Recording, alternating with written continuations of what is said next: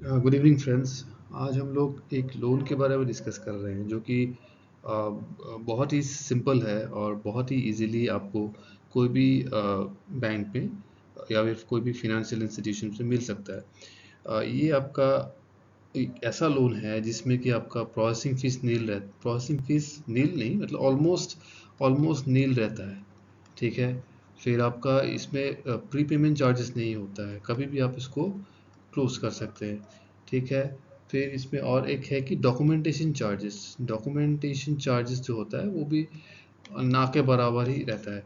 तो ये ऐसा लोन है कि जो आपका जो आप हम लोग क्या करते हैं, कभी भी रिक्वायरमेंट होता है तो हम लोग पहले ऑप्शन होता है कि पर्सनल लोन हम लोग ऑप्ट करते हैं। पर्सनल लोन इसमें क्या होता है कि इसमें आपका इंटरेस्ट रेट मिनिमम कहीं पे भी हो 11% तो रहता ही है। 11% से अगर एनबीएफसी से ले रहे हैं 28%, 30% तक ये पर्सनल लोन इसका इंटरेस्ट रेट जाता है। प्लस इसमें क्या होता है, पीएफ हाई रहता है। इसमें प्री पेमेंट चार्जेस रहता है। पार्ट अगर क्लोज करना चाहते हैं टर्म के पहले, उसमें भी हेफ्टी चार्जेस रहता है। तो ये ये लोन उन लोगों के लिए है जिनके पास सोचिए कोई फिनेंशियल डॉक्यूमेंट नहीं रहता है। Financial document in the sense ITR वो सब ये फाइल नहीं करते हैं, तो उनके लिए ये एक बहुत ही सिंपल और बहुत ही इजीली मिलने वाला एक लोन है जिसको कि कोई भी बैंक हंसी खुशी दे देता है। ठीक है, तो हम लोग इसके बारे में थोड़ा ज़्यादा जानते हैं। ये हो गया जो मैं जिस लोन के बारे में बोल रहा हूँ, ये हो गया लोन अगेंस्ट सिक्योरिटीज। अब सिक्योरिटीज में बहुत सारे सिक्योरिटीज होते हैं, जैसे कि आपका एल आई सी पॉलिसीज हो गया। एल आई सी से मेरा मतलब है कि जो life insurance corporation of India, उनके जितने भी पॉलिसीज हैं वो हर एक बैंक में एक्सेप्ट होता है as a security to provide loan. फिर आपका हो गया म्यूचुअल फंड्स के अगेंस्ट में भी आपको लोन मिलता है। ये शेयर्स के अगेंस्ट में लोन मिलता है। गोल्ड लोन तो खैर वो तो मिलता ही है कहीं पे भी। इसके अलावा आपको जो भी केवीपी हो गया, किसान विकास पात्र, जो आप पोस्ट ऑफिस में करते हैं, उसके अगेंस्ट भी लोन मिलता है। तो आज हम लोग जानेंगे जो एल के बारे में, जो एल का अगेंस्ट में जो लोन मिलता है उसके बारे में हम लोग थोड़ा डिस्कस करेंगे। ठीक है। अभी इसमें क्या होता है कि देखिए, आप जब भी एल करते हैं तो आप दो टाइप का एल होता है। एक तो हो गया वन टाइम, जो कि होता है आपका सिंगल प्रीमियम, जिसमें आपको सिंगल प्रीमियम देना होता है वन टाइम, वो एक बार दे दिया खत्म। और एक होता है रेगुलर प्रीमियम, जो कि आपको महीना हो, क्वार्टरली हो, हाफ ईयरली हो, ईयरली हो, कोई भी टर्म में आपको देना पड़ता है। अभी इसमें क्या होता है कि जब भी सपोज मैंने एक एल पॉलिसी करा है जिसका प्रीमियम, ईयरली प्रीमियम है सपोज से 50,000, जस्ट फॉर एग्जांपल मेरा ईयरली प्रीमियम है 50,000। ठीक है। तो एक बार पॉलिसी करने के बाद मेरे पास क्या आएगा, मेरे पास एल का बॉन्ड आएगा। ठीक है। उस बॉन्ड का मैं क्या करूँगा, वो बॉन्ड तो मेरे घर में ही रहेगा, वो कुछ काम का नहीं है जब तक कि ये पॉलिसी मैच्योर नहीं होता है। सो अगर सपोज मैंने 50,000 करके सोचिए इसको, ये मेरा सोचिए कोई भी पॉलिसी जैसे कि हो गया आपका जीवन आनंद, या फिर कोई भी ऐसा पॉलिसी हो जिसमें suppose premium payment term 20 years है। ठीक है। अब 20 ईयर्स से मैंने क्या किया कि 50,000 करके मैंने 10 साल, 10 ईयर्स, 50,000 करके मैंने 10 साल प्रीमियम दे दिया। तो मैंने कितना प्रीमियम दिया total, 10 into 50, it will be around 5 lakhs। ठीक है। तो मैंने 5 लाख का प्रीमियम जीवन आनंद के नाम पे एल को दे दिया। और मेरे पास क्या है, मेरे पास रह गया ये बॉन्ड। ठीक है। सो अभी मुझे पैसे का रिक्वायरमेंट हुआ, तो मेरे पास क्या ऑप्शन है। एक तो हो गया कि जो एल पॉलिसी जो है मेरे पास, उसको मैं सरेंडर कर दूँ, सरेंडर करके जो भी सरेंडर वैल्यू होता है वो मैं ले लेता हूँ। ठीक है, ये एक मेरा ऑप्शन हो गया। सपोज कंसिडर करता हूँ कि मेरे पास कोई फिनेंशियल डॉक्यूमेंट नहीं है, ना मैं सैलराइड हूँ, और ना मैं अभी सोचिए मेरा बिजनेस का भी प्रॉपर डॉक्यूमेंटेशन नहीं है। तो मेरे को भी सपोज रिक्वायरमेंट आ गया, सपोज सोचिए मुझे 5 लाख रुपया चाहिए। ठीक है। तो मैं क्या करूँगा, मैं जाऊँगा बैंक के पास। बैंक में जाऊँगा तो बैंक मुझे डॉक्यूमेंट माँगेगी, आईटी रिटर्न्स हो गए, या फिर सैलरी स्लिप, अगर मैं सैलरीड हूँ वो सब डॉक्यूमेंट्स मांगे जो कि मेरे पास नहीं है। उसके बाद मैं जाऊँगा एनबीएफसीज में। एनबीएफसीज में मुझे लोन वो लोग दे देंगे, लेकिन मेरा क्या होगा कि वो लोग मुझे इंटरेस्ट चार्ज करेंगे 28%, 30% इंटरेस्ट चार्ज करेंगे। अगर आप सोचिए, अगर आप खुद कैलकुलेट कीजिए कि 5 लाख का लोन ले रहे हैं, 30% का आप ईयरली इंटरेस्ट है, तो आपका ईएमआई कितना होगा? आपका ईएमआई तो मिनिमम 15,000 तो आएगा ही आएगा महीना में, ठीक है। तो अभी अगर जैसे कि मेरे पास एक एलआईसी पॉलिसी है, उसका प्रीमियम मैंने 10 साल दे दिया है, मेरे पास सोचिए 5 लाख का जो है कि मैंने एलआईसी को प्रीमियम दिया हुआ है, तो मैं क्या कर सकता हूँ? मैं एक बैंक में जाऊँगा, सबसे ईजिएस्ट जो वे होगा, मैं बैंक में जाऊँगा अपना पॉलिसी लेके, वहाँ पे जाके बोलूँगा कि मेरे पास एक एलआईसी पॉलिसीज है, मेरे को उसके अगेंस्ट में आप लोग लोन दे दीजिए। तो बैंक क्या करेगी? बैंक आपसे पूछेगी कि कितना साल का प्रीमियम दीजिए, कितना अमाउंट। तो सोचिए, ये जो सरेंडर वैल्यू है, सरेंडर वैल्यू जनरली क्या करते हैं कि एलआईसी आपको सरेंडर वैल्यू एक सरेंडर कोटेशन बोलते हैं, सरेंडर कोटेशन एलआईसी एक निकाल के देती है। लेकिन आप खुद ही आप एक अंदाज़ा लगा सकते हो कि आपका सरेंडर वैल्यू कितना हो सकता है। जैसे कि मैंने आपको पहले ही बताया कि मैंने 5 लाख का प्रीमियम दिया हुआ है, तो इसमें बोनस भी कुछ ऐड होगा, तो मतलब मिनिमम टू मिनिमम मेरा सरेंडर वैल्यू 4 लाख तो होगा ही होगा, मिनिमम टू मिनिमम उससे ज़्यादा ही होगा। तो मेरा सरेंडर वैल्यू 4 लाख होगा। तो अब मुझे क्या पता है कि मेरा सरेंडर वैल्यू 4 लाख है, ठीक है। तो मुझे पता है कि मुझे एटलीस्ट 4 लाख नहीं होगा, तो 4 लाख नहीं, उसमें सोचिए 3,80,000 या फिर 3.5 लाख तो मुझे आराम से बैंक से लोन मिल जाएगा without any documents, without any documents in the sense financial documents, ठीक है। तो इसमें ये एक ऐसा सिक्योरिटी है जो कि आप बॉन्ड आपके पास रख के कुछ फ़ायदा नहीं है। तो आप प्रीमियम दे रहे हो, तो प्रीमियम का अगर आप वो पहला पॉलिसी के अगेंस्ट में आप लोन लेते हो, तो प्रीमियम भी दे दिया, प्रीमियम का पैसा से आप एक लोन भी मिल गया, तो वो पैसा आप कहीं और यूज़ कर सकते हो। तो उसके 2 फ़ायदे हो गए, एक तो हो गया आपका लाइफ सिक्योर हो गया, दूसरा हो गया वो सेम पैसा आप लोन लेके आप दूसरा कोई चीज़ में भी आप इन्वेस्ट भी कर सकते हो या फिर बिज़नेस में भी लगा सकते हो। ये एक मतलब बहुत ही अच्छा एक सिक्योरिटी है जिसके अगेंस्ट में आपको लोन मिल सकता है, ठीक है। तो इसके बारे में और नेक्स्ट हम लोग क्या क्या देखते हैं, देखिए यहाँ पे वही बात बताया हुआ जो मैंने बोला आपको कि 5 लाख का प्रीमियम हो गया, बोनस ऐड होके 5,50,000 हो गया। तो इसमें पहला प्रोसेस क्या होता है, इसको स्टेप बाय स्टेप समझते हैं। पहला प्रोसेस हो गया कि आप बैंक में जाएंगे, ठीक है, बैंक में जाके बोलेंगे कि आपका ऐसा ऐसा पॉलिसी है, इतना इतना प्रीमियम दीजिए, आपको इतना इतना लोन चाहिए। तो बैंक क्या करेगी, फर्स्ट थिंग आपसे एक रिक्वेस्ट लेटर लेगी, सरेंडर वैल्यू या फिर जो सरेंडर कोटेशन है, वो सरेंडर कोटेशन एलआईसी से निकालने के लिए आपसे एक रिक्वेस्ट लेटर लेगी, ठीक है। एलआईसी से सरेंडर कोटेशन सपोज बैंक ने निकाल लिया और सरेंडर कोटेशन के हिसाब से सरेंडर वैल्यू सपोज 4,80,000 आ रहा है, ठीक है। तो पहला स्टेप कंप्लीट। अब नेक्स्ट स्टेप में क्या होगा कि ये जो पॉलिसी है, ये पॉलिसी के अगेंस्ट में बैंक लोन देगी, लेकिन पॉलिसी आपके नाम पे रजिस्टर्ड है।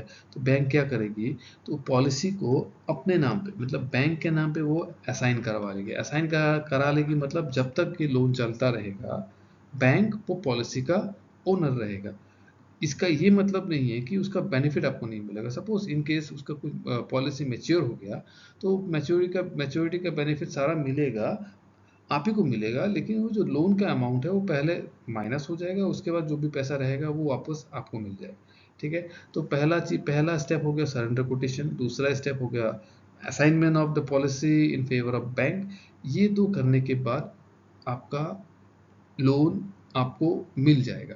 इसमें हार्डली 2-3 डेज का टाइम लगता है, डिपेंडिंग ऑन कौन सा ब्रांच है एलआईसी का, क्योंकि सारा चीज़ डिपेंड करता है एलआईसी कितने दिन में आपको पॉलिसी असाइन करके देती है, ठीक है। तो यहाँ पे हम लोग अभी इसमें क्या होता है कि सपोज मैं जैसे बताया कि आपका सरेंडर वैल्यू निकला 4,80,000। तो इसमें क्या होता है कि बैंक अपना मार्जिन रख लेती है, मतलब इसका मतलब ये हो गया कि 4,80,000 का सरेंडर वैल्यू है, तो आपका 4,80,000 लोन नहीं मिलेगा। आपको सोचिए 90% ऑफ 4,80,000 जो भी आपका है 48 माइनस कर दीजिए, तो सोचिए 4,40,000 आपको लोन मिलेगा। 90% कोई बैंक में 90% होता है, कोई बैंक में 85% होता है। तो इस हिसाब से आपको आपको आपने प्रीमियम दिया 5 लाख का एलआईसी को, और आपको फिर से वो 5 लाख लोन के हिसाब से आपको 4,40,000 मिल गए। तो इसका बेनिफिट, दो बेनिफिट हो गए। एक तो मैंने जैसे बताया कि लाइफ सिक्योर है और उसी पैसा से आपको लोन मिल जाता है फॉर आपको जो भी करना है, मतलब बिजनेस में इन्वेस्ट करना है या जो भी है। और इसमें ये LIC का अगेंस्ट में जो लोन होता है उसमें और एक एडवांटेज क्या होता है कि ये ओवरड्राफ्ट होता है। ठीक है, अब ओवरड्राफ्ट का क्या मतलब है? ओवरड्राफ्ट का मतलब हो गया इसमें खाली आपको महीना में इंटरेस्ट देना होगा। जब तक ये लोन चलेगा आपको खाली इसका जितना भी आप यूज़ करेंगे, सपोज आपको 4,40,000 बैंक आपको सैंक्शन कर रही है, इसमें से अगर सपोज मंथ 1 में आपने पैसा नहीं उठाया तो आपको जीरो इंटरेस्ट, नो इंटरेस्ट। अगर सपोज आपने दूसरे मंथ में 4 लाख उठा लिया तो 4 लाख के ऊपर आपको इंटरेस्ट चार्ज होगा। सिंपल है कि आप जितना पैसा यूज करोगे उसी के ऊपर ही इंटरेस्ट चार्ज होगा।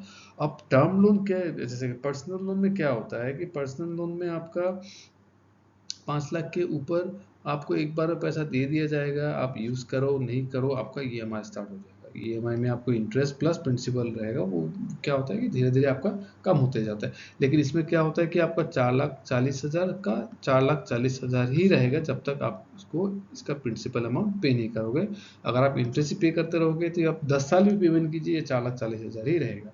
ठीक है, तो इसमें आपको बेनिफिट क्या हो गया कि आप सैंक्शन करा के रख लीजिए, आपको जब ज़रूरत होगा आप ले लीजिए, अगर ज़रूरी नहीं है तो आपका लोन अकाउंट में पैसा वैसे ही पड़ा रहेगा। तो ये भी आपका एक बहुत बड़ा बेनिफिट है। और इसमें क्या है कि ओवरड्राफ्ट को कभी भी आप पे ऑफ कर सकते हो। इसमें जैसे पहले मैंने बता दिया प्रीमियम इंचार्ज नहीं है, कोई आपका पार्ट पेमेंट या फिर फोरक्लोजर चार्जेस कुछ नहीं। आप पेमेंट आप 4,40,000 मार पूरा पेमेंट कर दीजिए, सिक्योरिटी या फिर LIC पॉलिसी वापस ले लीजिए, ये आपके ऊपर है। तो ये इसमें ये बेनिफिट एक हो गया कि ये ओवरड्राफ्ट फैसिलिटी है।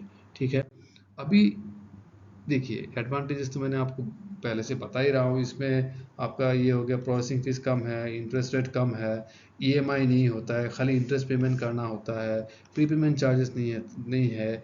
और इसमें और एक क्या है कि जब भी आपको जितना यूज़ करना है उसके ऊपर ही आपको इंटरेस्ट चार्ज होगा। अगर आप मतलब कुछ पैसा यूज़ नहीं करते हैं तो इसके ऊपर कुछ इंटरेस्ट चार्ज नहीं होगा। और इसमें ओवरड्राफ्ट में क्या होता है कि ये एक नॉर्मल एक अकाउंट आपका हो जाता है जिसमें आप ट्रांजैक्शन कर सकते हैं। यानी आपका जब भी कुछ पैसा आता है इसमें डिपॉजिट कर दीजिए और अगर जब भी चाहिए इस अकाउंट से निकाल लीजिए। इसका आपको चेक भी मिलेगा, इसका आपको इंटरनेट बैंकिंग का फैसिलिटीज़ भी मिलेगा, सारा चीज़ इसको फैसिलिटीज़ मिलेगा। अभी इसमें क्या है कि LIC पॉलिसी के अगेंस्ट में जो लोन होता है उसको आपको एवरी 2 साल या फिर 3 साल में इसको रिन्यू करना होता है। ठीक है, renew in the sense documentation फिर से करना होता है। उसमें आपका हार्डली कुछ चार्जेस लगेगा। इसमें आपको फिर से एक सरेंडर बिल निकालना होता है।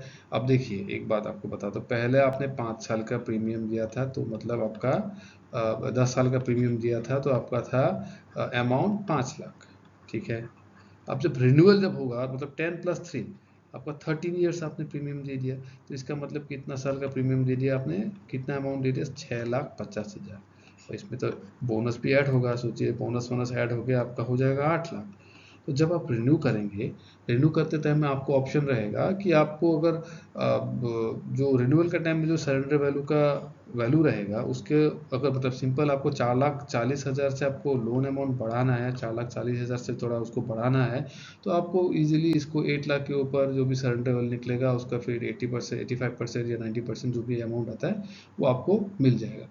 तो देखिए अभी आपको आपको बहुत सारों को पता भी होगा, लेकिन जिसको नहीं पता है उनके लिए मैंने ये वीडियो बनाया है। अब आप बताइए, आप पर्सनल लोन ऑप्ट करोगे या फिर जो LIC के अगेंस्ट में जो लोन मिलता है वो ऑप्ट करोगे?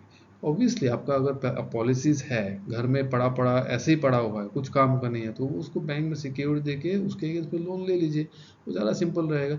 इसमें और 2-3 क्राइटेरिया हो गया, जैसे कि आपका मिनिमम 2 साल का पॉलिसी होना चाहिए, 2 साल का प्रीमियम दिया होना चाहिए। पॉलिसी आपको रेगुलर चलाना पड़ेगा, ऐसा नहीं कि आप 2 साल प्रीमियम दे दिया, 2 साल नहीं दिया फिर लोन के लिए चले गए, उसमें लोन आपको नहीं मिलेगा। ठीक है।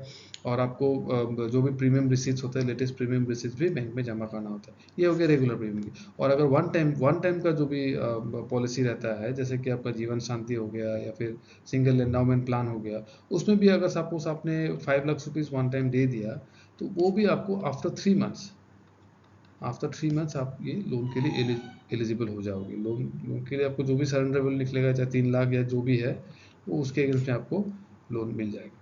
ठीक है। ये मेनली आपका LIC का काम होता है, पॉलिसी को असाइन करना in favour of the bank, जहाँ से आप लोन लेंगे। फिर बैंक का काम होता है कि इसको प्रोसेस करके आपको लोन देना। ये तो हो गया आपका जो easiest way of getting loan का चैप्टर 1। इसके बाद भी मैं और भी जो भी सिक्योरिटी से उससे रिलेटेड भी आपको मैं वीडियोस बना के समझाऊंगा, जो कि आपके लिए बहुत हेल्पफुल होगा। तो इस चैनल से जुड़े रहिए, हो सके तो सब्सक्राइब कीजिए, लाइक कीजिए, शेयर कीजिए। Thank you.